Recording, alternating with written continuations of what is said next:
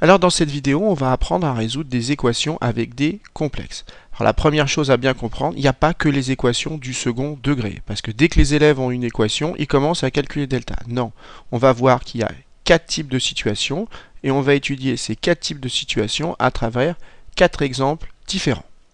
Alors imaginons qu'on ait une équation de ce type.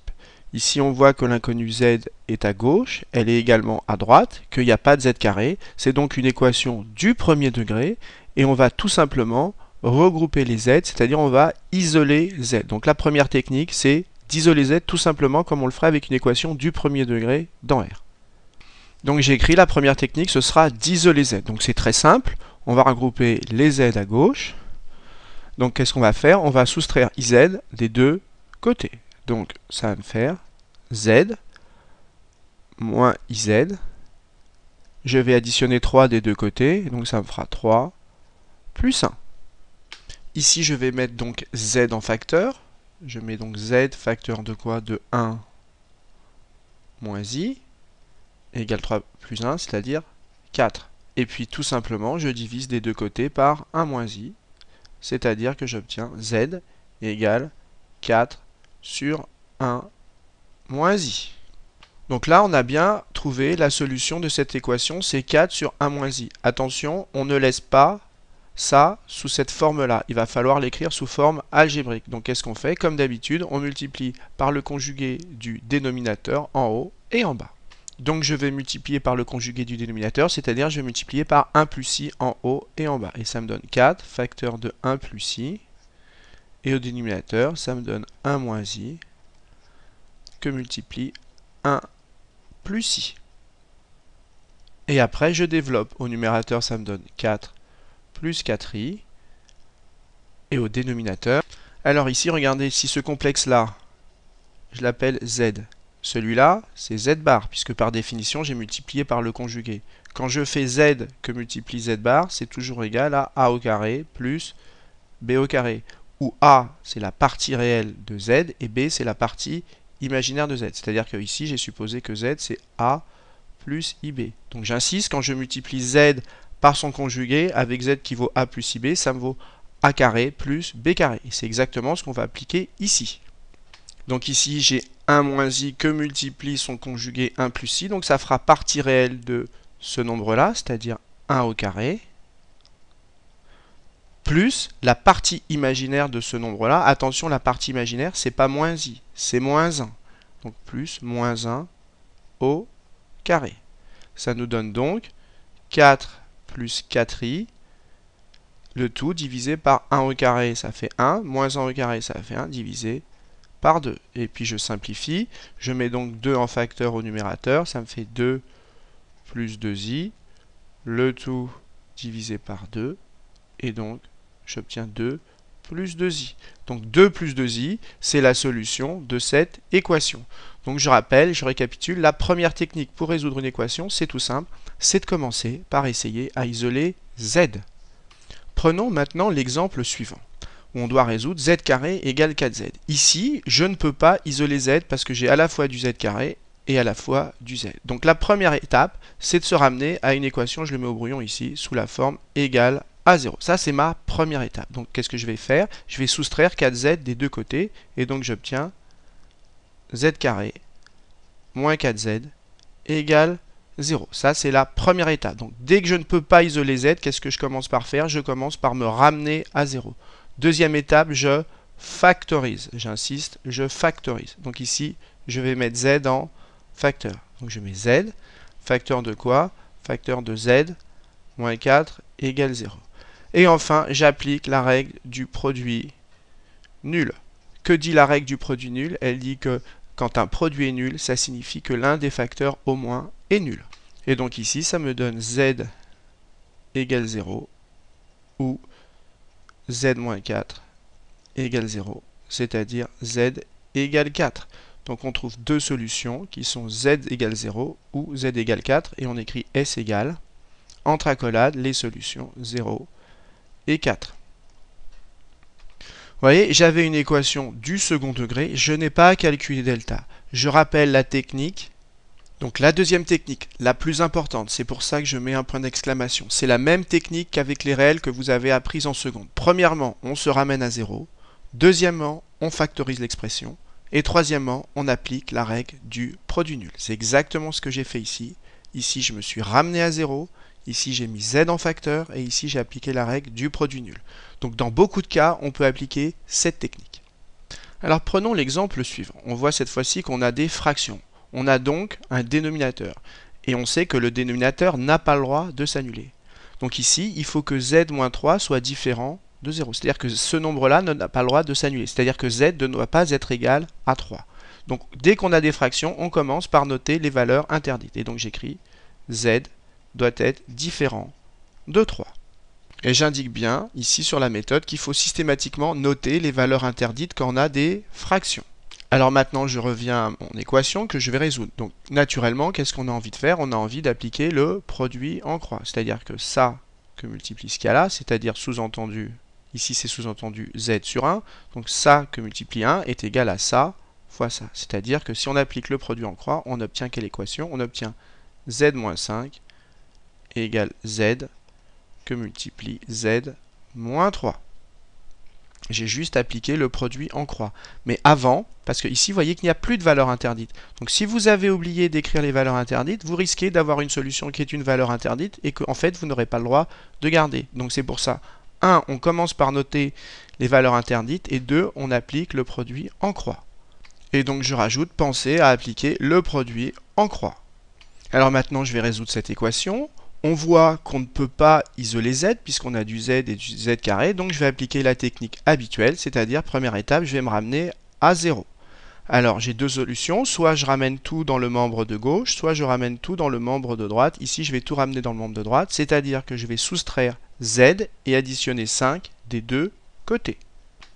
Donc je répète ce que je fais, je vais enlever z et rajouter 5, parce que si j'enlève z et je rajoute 5, ici j'obtiens bien 0, et ici j'enlève z et je rajoute 5.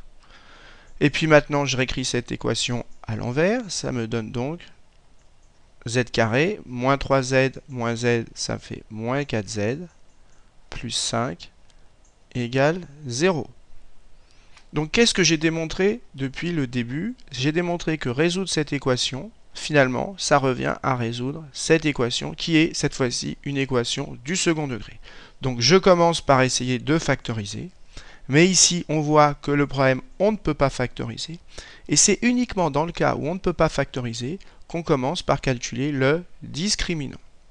Donc je rajoute dans ma méthode, si je ne peux pas factoriser à la technique précédente et que j'ai une équation du second degré, attention, ça ne s'applique évidemment qu'aux équations du second degré, eh bien je calcule le discriminant delta qui vaut b carré moins 4ac, formule à laquelle vous êtes habitué. Donc ici j'écris delta égale, donc b carré, b vaut moins 4, donc je ne saute pas d'étape, ça fait donc moins 4 au carré, moins 4, que multiplie a c'est le nombre qui multiplie z carré, c'est-à-dire 1, que multiplie c, ici c'est 5. Donc ça fait moins 4 au carré, ça fait 16, moins 20. 16 moins 20, ça fait donc moins 4. Alors on sait que quand on résout une équation du second degré dans R et que delta est négatif, si je résous dans R, il n'y aura pas de solution. Pourquoi? Parce que, là c'est au brouillon, parce que delta est négatif. Mais si je résous dans C, et que delta est négatif, si delta est négatif, le cours indique qu'il y a deux solutions, et pas n'importe lesquelles, deux solutions complexes. Donc c'est deux nombres complexes, et ces deux nombres sont conjugués. Donc il y a deux solutions complexes et conjuguées. Ça veut dire que si l'une vaut 1 plus 2i, et bien forcément l'autre vaut 1 moins 2i parce qu'elles sont conjuguées. Donc j'ai remis le cours ici de manière succincte. Si delta est positif, on a deux solutions réelles. Qu'on résolve dans R ou qu'on résolve dans C, c'est la même chose. On trouve systématiquement deux solutions réelles qui valent moins b moins racine de delta sur 2a et moins b plus racine de delta sur 2a. Si delta vaut 0, on a une solution réelle. Qu'on résolve dans R ou qu'on résolve dans C, qui est moins b sur 2a. Ça, c'est des résultats qu'on avait déjà vus en première. Mais maintenant, si delta est négatif, si on résout dans R, il n'y a pas de solution. Mais si on résout dans C, on a deux solutions complexes conjuguées qui valent moins b, moins i, racine de moins delta sur 2a et sa conjuguée. Pourquoi moins delta? Parce que si delta est négatif, moins delta est positif. Et pour écrire une racine, la racine ici, c'est le nombre qui ici doit être positif. Donc c'est tout à fait légitime d'avoir moins delta. Si on avait delta, ça poserait un problème parce que racine d'un nombre négatif, ça n'existe pas. Donc maintenant, on va tout simplement appliquer le cours. On voit que delta est négatif, on résout dans C, donc on est dans ce cas-là. Donc on commence par écrire combien vaut moins delta. Ben, moins delta, c'est 4. Et donc racine de moins delta, c'est 2. Et donc mes deux solutions, ce sera... Alors j'écris Z1 égale ma première solution, c'est donc moins B. Attention, ici B vaut moins 4, donc moins B vaut 4. Donc ça me fait 4 moins 2i. Pourquoi 2i? Parce que racine de moins delta, c'est 2, donc ça fait moins 2i sur 2a, c'est-à-dire a vaut 1, c'est-à-dire sur 2. Là encore, je mets 2 en facteur, ça fait 2 facteur de 2 moins i sur 2. Autrement dit, ma première solution, ce sera, je peux simplifier ici par 2, ce sera 2 moins i. Et comme l'autre solution est conjuguée, c'est la conjuguée de la première, c'est pas la peine de refaire le calcul, vous pouvez directement affirmer que c'est 2 plus i. Et donc on aura donc deux solutions dans C qui seront 2 moins i et 2 plus i, alors qu'on n'aurait eu aucune solution dans R. Voilà comment on fait pour résoudre une équation du second degré. Donc je récapitule. Ici on avait une équation qui était sous la forme d'un quotient. Première chose à faire, vous notez les valeurs interdites. Ici il n'y avait qu'une seule valeur interdite, c'est 3. Donc Z, Z doit être différent de 3 parce que si Z vaut 3, on a 0 dénominateur et c'est donc une valeur interdite. Une fois que j'ai noté les valeurs interdites, qu'est-ce que j'ai fait? J'ai appliqué le produit en croix. Vous pensez bien que si Z est tout seul, et ben c'est sous-entendu Z sur 1. Donc j'applique le produit en croix, je tombe là-dessus. Je m'aperçois ici que j'ai Z et que si je développe ici, j'ai Z carré. Donc je ne peux pas appliquer la première technique, c'est-à-dire je ne peux pas isoler Z. Donc qu'est-ce que je fais? J'applique la deuxième technique. Systématiquement, vous vous ramenez à 0. Et j'obtiens ceci. Z carré moins 4Z plus 5 égale 0. Donc je me suis ramené à 0. Ensuite, j'essaye de factoriser. Mais quand on ne peut pas factoriser, parce qu'ici je ne peux pas factoriser, parce qu'ici on a bien Z, ici on a Z également, mais dans 5, on ne peut pas mettre Z en facteur. Donc comme on ne peut pas mettre Z en facteur, et qu'on ne peut pas factoriser, et qu'on a une équation du second degré, et bien uniquement dans ce cas-là, on calcule delta. Donc je répète, on calcule delta que si on n'a pas pu factoriser et qu'on a bien une équation du second degré. J'ai donc trouvé les deux solutions en appliquant les formules du cours. Et dernier point important, vous vérifiez bien que les deux solutions ne sont pas des valeurs interdites. Ici, aucune des deux solutions n'est égale à 3, donc j'ai le droit de garder ces deux solutions. Et donc j'ai deux solutions dans C. Si j'avais résolu dans R, je n'aurais eu aucune solution, puisqu'aucune de ces solutions n'est un nombre réel. On a deux solutions qui sont complexes. On le savait d'avance, parce que quand delta est négatif, il n'y a pas de solution réelle, il n'y a que des solutions complexes conjuguées. Dernier point, quand vous avez trouvé la première solution, vous ne refaites pas le calcul, vous avez directement la deuxième solution qui est conjuguée de la première. Alors traitons maintenant le dernier cas. Regardez cette équation. Il y a du Z, mais il y a également du Z bar. Donc dans cette équation, c'est clair, on ne pourra pas isoler Z comme on l'a fait dans la première technique.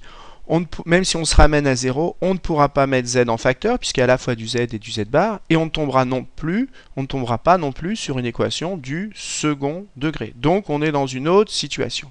Alors voilà la façon de procéder. C'est toujours la même. En général, dans l'exercice, vous serez guidé, mais comme c'est toujours la même technique, vous devez savoir la faire même si on ne vous guide pas. Alors, on commence par poser Z égale X plus IY, c'est-à-dire à écrire Z sous forme algébrique. Et au lieu d'avoir Z comme un inconnu, on va avoir X et Y comme inconnus. Et donc X et Y, ce sont des réels, puisqu'on a écrit Z sous forme algébrique. X et Y, c'est des réels. Et qu'est-ce que je vais faire? Je vais remplacer partout Z par X plus Y. Et puis je trouverai X et je trouverai Y. Donc j'écris bien la méthode que j'emploie ici. Je pose Z égale X plus Y avec X et Y réels. Puis je remplace Z par X plus Y. Donc ici, je fais exactement ça. J'ai posé Z égale X plus Y. Et puis je vais remplacer par tout Z. Donc j'obtiens X plus Y bar. J'ai remplacé ici. Plus 1. égale quoi? Égale 2 facteur de x plus y plus i. Alors, le conjugué de x plus y, c'est x moins iy plus 1. Et là, je développe, ça me fait 2x plus 2y plus i. Et comme d'habitude, il faut systématiquement regrouper réel ensemble et imaginaire pur ensemble. Donc à gauche, j'ai quoi? J'écris bien sous la forme x plus 1 moins iy égale quoi? Égale 2x. Et ici, ces deux imaginaires purs, je peux les regrouper en mettant i en facteur. I facteur de quoi? De 2y plus 1. Ce que je peux encore écrire sous la forme x plus 1 plus i facteur de moins y. J'ai juste, au lieu de mettre moins iy, j'ai écrit i facteur de moins y pour qu'on voit bien la partie imaginaire. Égale quoi? Ça ne change pas. 2x plus i facteur de 2y plus 1. Et maintenant, on va utiliser la chose suivante. Ces deux nombres complexes, celui-là et celui-là, ils sont égaux. Donc s'ils sont égaux, ça veut dire qu'ils sont identiques. Et s'ils sont identiques, ça veut dire qu'ils ont la même partie réelle et la même partie imaginaire. Ici, on voit la partie réelle de celui-ci. Ici, on voit la partie imaginaire du premier. Ici, on voit la partie réelle du second. Et ici, on voit la partie imaginaire du second. Et j'insiste, comme ces deux nombres complexes sont égaux, partie réelle du premier égale partie réelle du second, partie imaginaire du premier égale partie imaginaire du second. Quand vous avez deux nombres complexes, ils ont les mêmes parties réelles et mêmes parties imaginaires. On obtient donc quoi? On obtient donc que x plus 1, comme c'est la partie réelle du premier, doit être égale à la partie réelle du second, et que la partie réelle du premier, imaginaire pardon, du premier, la partie imaginaire du premier doit être égale à la partie imaginaire du second. Et donc, on obtient un petit système à résoudre. Alors je le résous rapidement, je soustrais 2x des deux côtés, donc ça me fait moins x égale moins 1. Et ici je soustrais 2y des deux côtés, donc ça me fait moins 3y égale 1. Si moins x égale moins 1, ça veut dire que x égale 1. Et ici, je divise par moins 3, ça me donne donc y égale moins 1 tiers. Donc qu'est-ce que j'ai démontré? J'ai démontré que mon nombre complexe, en fait, ma solution, c'était z égale 1 moins 1 tiers de i. Ce que je peux écrire s égale, j'ai trouvé une seule solution à cette équation qui est 1 moins 1 tiers de i. Donc je récapitule cette dernière technique. Premièrement, quand vous avez une équation où il y a du z et du z bar, pensez à poser z égale x plus y, remplacez partout z par x plus y, comme on l'a fait ici, et ensuite, point très important, si dans un exercice, vous avez un nombre complexe grand Z1 qui est égal à un autre nombre complexe Z2, et que ce nombre complexe il s'écrit sous forme algébrique A plus IB, et que l'autre nombre complexe il s'écrit sous forme algébrique A' plus IB'. Si ces deux nombres complexes sont égaux, c'est très important que vous pensiez automatiquement qu'ils ont la même partie réelle et la même partie imaginaire. C'est-à-dire que A est égal à A' et que B est égal à B'. Et en général, il suffit après de résoudre ce système.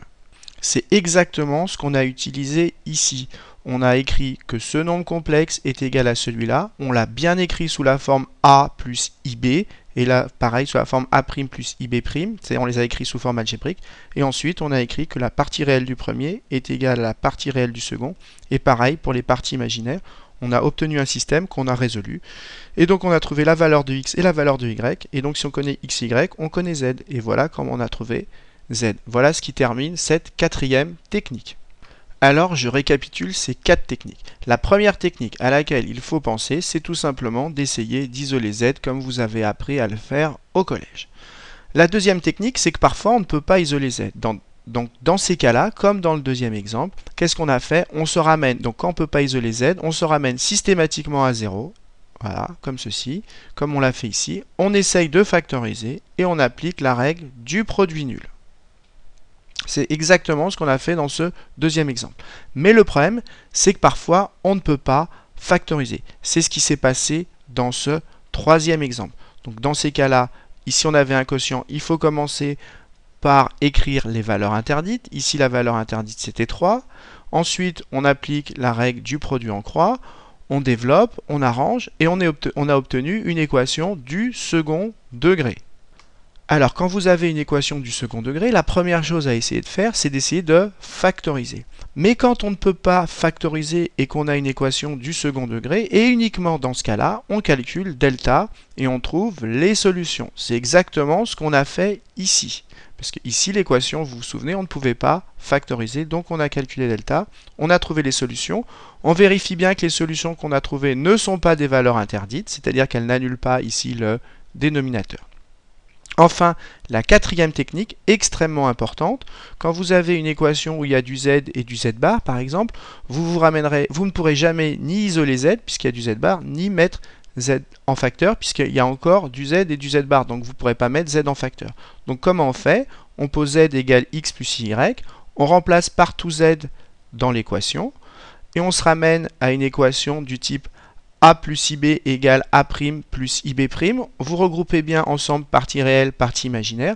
Et enfin, vous utilisez cette propriété fondamentale à laquelle vous devez penser systématiquement. Quand deux complexes sont égaux, ça veut dire qu'ils ont la même partie réelle et la même partie imaginaire. Donc ici, la partie réelle du premier est égale à la partie réelle du second et la partie imaginaire du premier est égale à la partie imaginaire du second. Ça nous a donc donné un système qu'on a résolu et du coup on a trouvé x et y, c'est-à-dire que si on connaît x et y, on a trouvé z. Voilà, cette propriété-là, comparer partie réelle et partie imaginaire, c'est très important. Voilà, j'espère que vous avez bien compris ces 4 techniques. Je vous conseille fortement de refaire ces 4 exemples tout seul, sans regarder de la correction, et ensuite de passer aux exercices.